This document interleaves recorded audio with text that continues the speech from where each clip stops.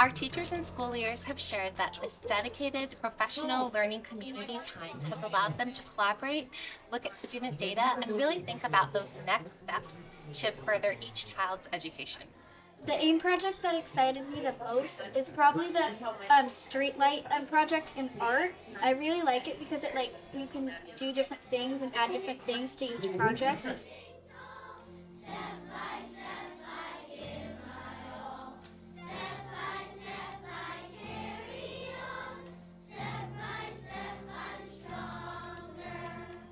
AIM prepares students for the future by offering a space for them to express themselves creatively.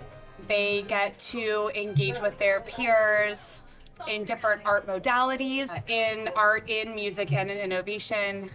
It offers them a place to explore things that they might have not been exposed to before. AIM prepares the students for the future by way of collaboration, self-direction, in an effective way where it communicates what they're feeling towards other students, to themselves, and have a better sense of gratification when they make sounds, when they make music. I love to play the ukulele. I feel happy when I play the music.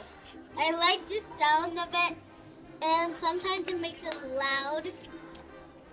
We have a fifth grader at CSI, and AIM has totally affected his creativity in how he lives his regular life. He creates plans for how he wants to design his room, or before he builds something out of Legos, he ideates first, and he'll go through the design process, and that's all stuff he's learned in AIM. One of the AIM projects that I like is the Dashbots because it helps us interact with each other and learn new things. Collaboration is so imperative. It allows teachers to share teaching practices or instructional practices with each other. It also allows them to look at data to see what is effective or ineffective. And it's great also because they're able to work with our continuous improvement coaches in collaboration of, what can we do best to help our students.